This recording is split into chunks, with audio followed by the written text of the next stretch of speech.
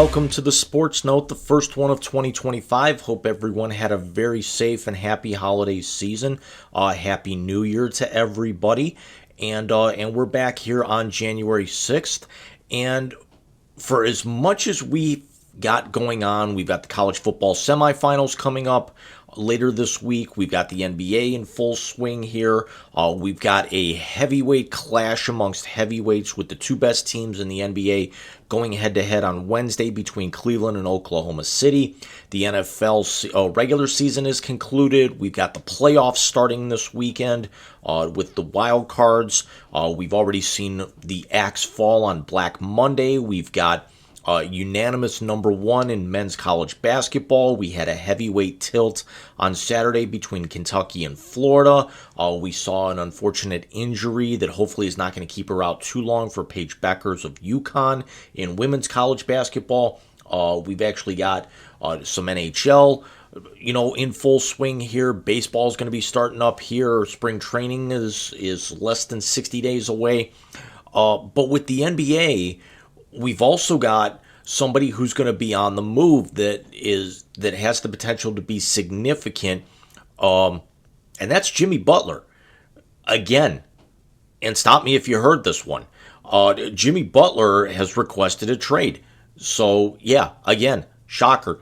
It was announced, we've known that there's been rumblings between Butler and the Miami Heat, really kind of dating back to the off season,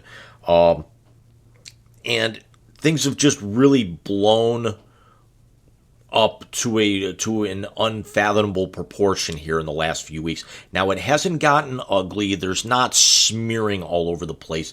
Nobody's calling people out by names or anything of that nature. It's not a mud job, but Butler did actually tell reporters that he's lost his joy playing in Miami. He enjoys, everything that he's doing off the court in Miami, and quite honestly, who wouldn't be down in South Beach? It's one of the more desirable locations. We'll touch here on somebody else who's indirectly involved with this here a little bit later on. But it's certainly a very desirable type town and situation. Orlando could be another one. Naturally you've got Disney down there. But down in Miami, South Beach, it's a party atmosphere. It's warm all the time. They don't get impacted with a lot of the weather, issues that places like Orlando and Tampa, and Fort Lauderdale and a lot of those places, get impacted with. It's definitely, tourism destination 101 in that state. Let's be honest. That's why it is the most populous, most popular city, maybe not the most populous. But this is not a situation where, Butler he didn't have a whole lot of leverage here with this, and he's trying to pull Miami's punk card, and apparently it's worked. Butler is 35 years old. Let's call that what it is.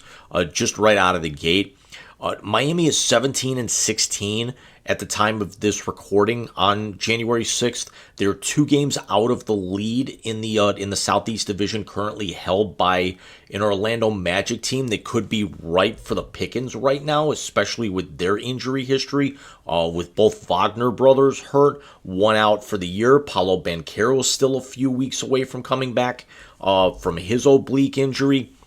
But in 22 games played this year, Jimmy Butler was averaging 17.6 points, 5.5 rebounds, and 4.7 assists per game, and he was averaging 30.8 minutes per game. And I say in 22 games this season, you're saying to yourself, wait a minute, Jim, Miami's actually played, by that record, they played 33 games. Why is Jimmy Butler only played in 22, even if we're talking load management? Shouldn't that be closer to maybe, 28, 29, maybe even 30 games? Well, Miami suspended Jimmy Butler for 7 games without pay for what they have actually considered a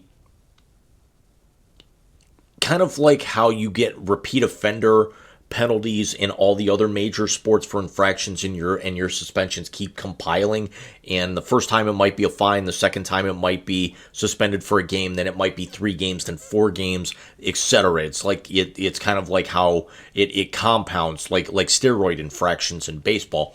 Well, Miami is determined that with all the conduct that he's done on and off the court,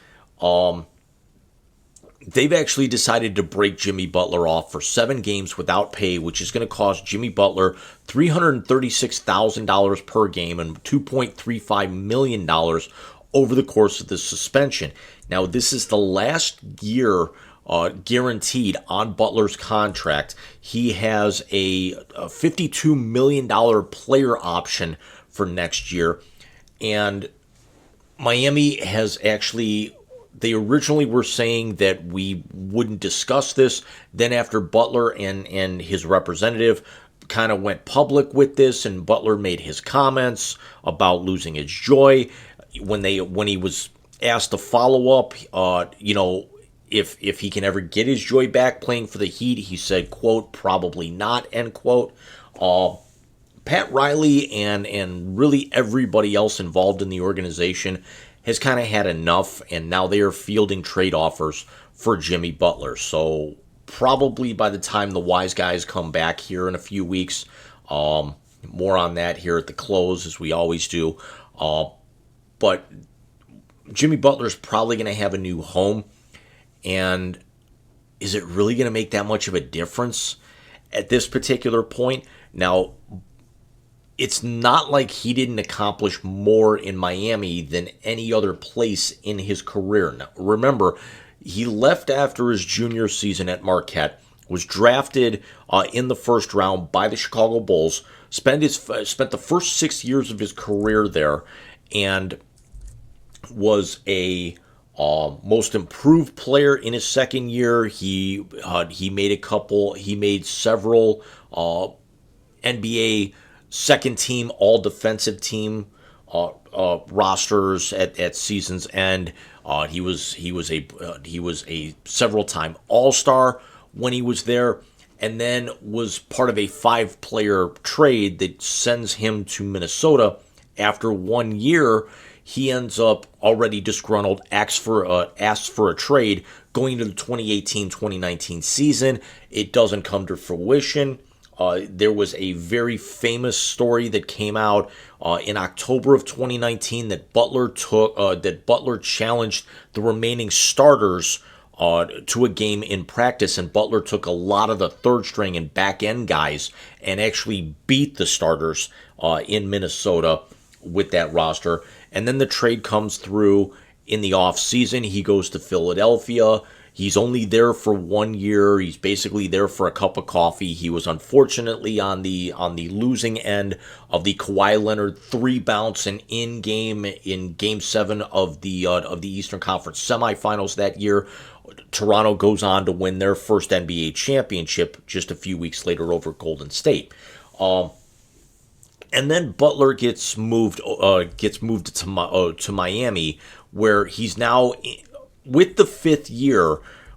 They've made the playoffs all 5 years since acquiring him, even though Butler's only played in 4, because Butler suffered an injury late in the regular season last year that actually caused him to miss the playoffs. They were the 8th seed after getting through with the play-in tournament, and were matched up against the almighty and eventual NBA champion Boston Celtics. Boston goes out and wins Game 1. Miami actually makes Boston look human in Game 2, and there were a lot of people already thinking, hey, does Boston maybe have a chink in the armor here? Did Miami plot out the blueprint for Boston to be able to be beaten here when it looked like Boston was going to steamroll through the playoffs, which really in actuality they did. Didn't actually happen. Boston got through in 5, and we actually know what happened from there. And then, but Butler getting to the playoffs 4 consecutive years, 5 as a member of the franchise, if you count that. They went to Miami went to the finals in 2023 and lost to Denver, giving them giving the Nuggets their first NBA championship.